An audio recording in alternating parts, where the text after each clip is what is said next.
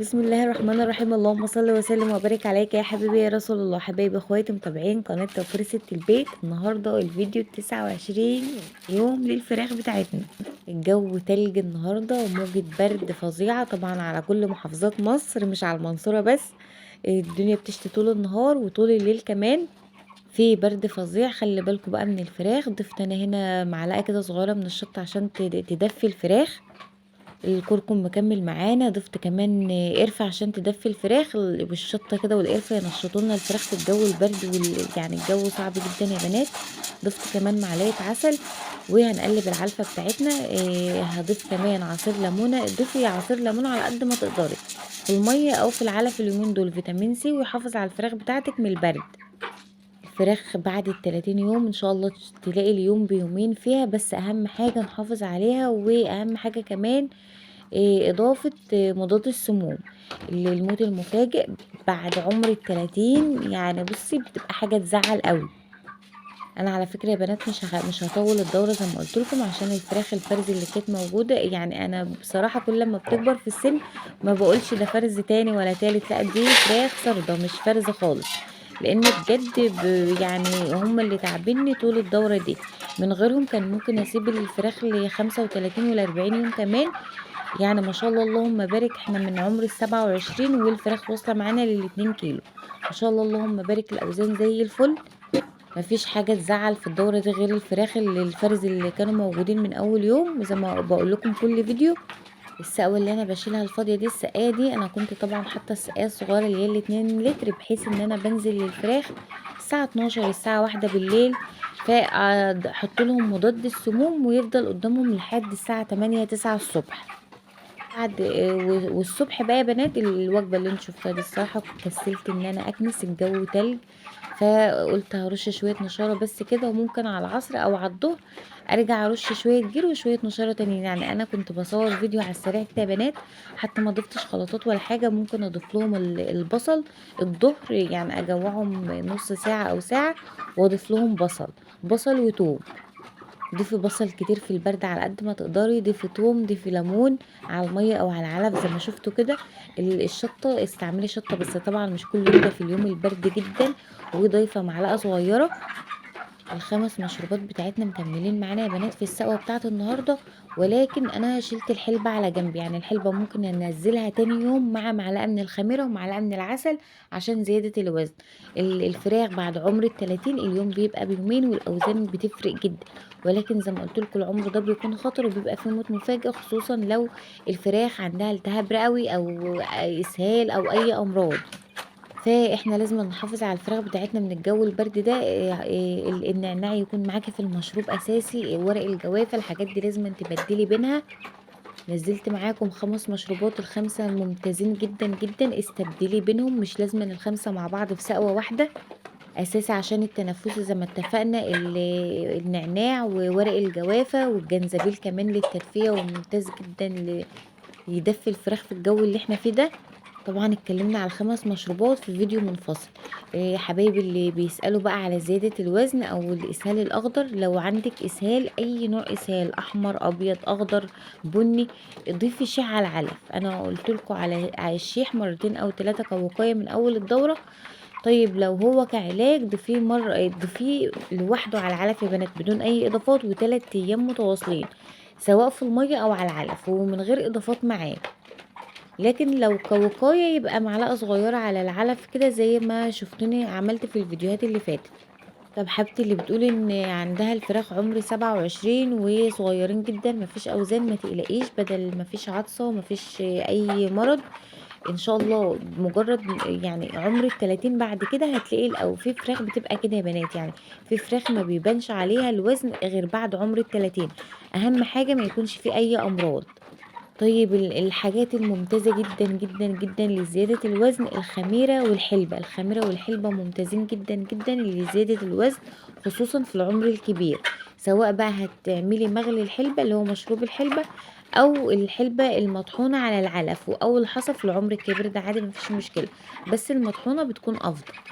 سقوة عسل على حلبة على خميرة كده ممتازة جدا كل يوم من 4 ساعات ل8 ساعات، مش اكتر من كده. ده المشروب ده بيفجر الاوزان حرفيا، بس اهم حاجة الفراخ ما يكونش عندها اي مشاكل، وخصوصا الاسهال. الفراخ عندها كحة، عطسة، كشة، طمشة، اي حاجة من المشاكل التنفسية بتاعة الجهاز التنفسي، استعملي المشروبات دي الصبح وبالليل. اولفنت بشري ممتاز جدا. احنا بنعالج بالاعشاب، ولما بنلجأ للعلاج فبنلجأ للعلاج البشري الاول وبعد كده البيطري. على فكرة العلاج البشري يعني بيجيب نتيجة اكتر من العلاج البيطري، وكمان ارخص. كمان لو هتستعملي المشروبات دي كعلاج، ممكن تستعملي مع المشروب لكل لتر مية حبيتين من الريفو، اللي هو الاسبرين يا بنات. ممتاز جدا جدا لعلاج التنفس عند الفراخ، سواء بقى برضو كل الحاجات اللي ذكرناها دي. الريفو مع المشروب اللي انا مع ورق الجوافة المغلية، النعناع الاخضر، معاه الريفو. طبعا نزلته لكم برضو في فيديو قبل كده، قلت لكم كل الفوائد بتاعته. انا مش عايزه اعيد وازيد في الكلام، النهارده الفيديو مختصر كده. انا ممكن ابدا اذبح فراخ يا بنات في عمر ال31 ال32 يعني. انا عايزه اذبح الفراخ الفرز. شايفين اصلا شكل الفرخ عامل ازاي؟ ده الفراخ المعوض اللي موجود معايا من اول فيديو. يعني سبحان الله، اللي هو المثل اللي بيقول الصحه صحه، او حاجه زي كده. لو تعرفوا المثل ده قولوا لي في التعليقات. انا منتظره ان شاء الله لعمر ال30 يوم يجي، وتاني يوم على طول، او ممكن في عمر ال30 يوم اذبح ال3 فرخات دول، عشان بجد هم تعبني نفسيا. هيأخروا الدورة بتاعتي. يعني انا بالطبيعي على الاهتمام والعناية اللي انا مراعية بها الفراخ، تديني اوزان اكتر من كده كمان، رغم ان الاوزان ممتازة. ولكن ال3 فرخات الفرز دول عملوا يعني جالهم كل الامراض اللي بتيجي للفراخ. فاول واخر نصيحة واكبر نصيحة واهم نصيحة، ان انت تجيبي فراخ من مكان موثوق، تكون فراخ سوبر فرز اول. هتريحك جدا جدا، وبأقل اعشاب وبأقل خلطات وبدون اي ادوية. هترمي معاك اوزان، وهتكون دورة قريبة وناجحة ان شاء الله. فانت اهم حاجة المكان اللي انت بتشتري منه الفراخ يكون مكان موثوق. الاعشاب ممتازه جدا جدا. احنا ضايفين السمسم تقريبا من 7 يوم. انا بدات اضيف سمسم.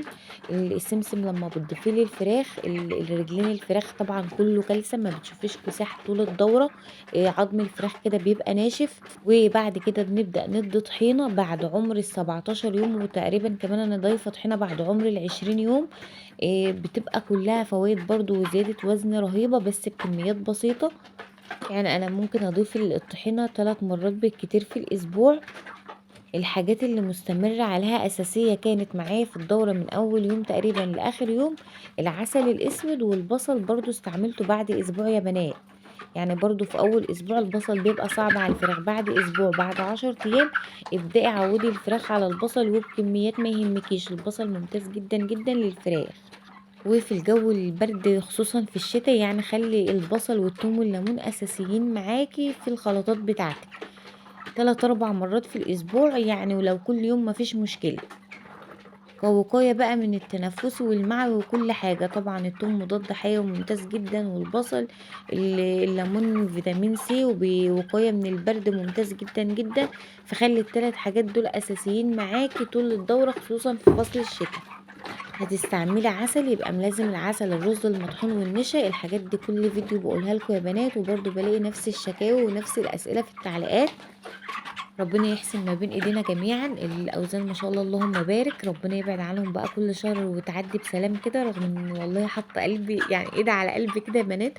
كل ما اشوف ال3 فرخات اللي هم الكشين او بيعطسوا او كده، اقول استر يا رب، سلم يا رب. وما تكنسيش بقى طول ما الجو بيمطر وبرد كده، اوعي تكنسي. يعني انا بقول لكم كنت عايزه اكنس النهارده، اساسا خلاص عدى اسبوع عن اخر مره كنست فيها. فقلت لا، اصلا ممكن ما اكنسش خالص واطلعهم على الفرشه دي. بس كل يوم هرش رشه جير ورشه نشار. طبعا في الجو البرد ده ما ينفعش نغير الفرشه خالص، الفراخ هياخدوا منك برد فورا. فان شاء الله تعدي على خير كده وسلامه. اي سؤال سيبولي في التعليقات وانا هرد عليكم، سواء بقى في كومنت او في فيديو. وشكرا لكل اخواتي وحبايبي اللي انضموا للقناه جديد. ان شاء الله بيكم وبدعمكم القناه هتكبر. واخواتي اللي مستمرين معايا من اول ما انشأت القناة، الف الف شكر ليكم. خلاص انا عرفت الحسابات بتاعتكم، بس برضو ما قلتليش اساميكم ايه.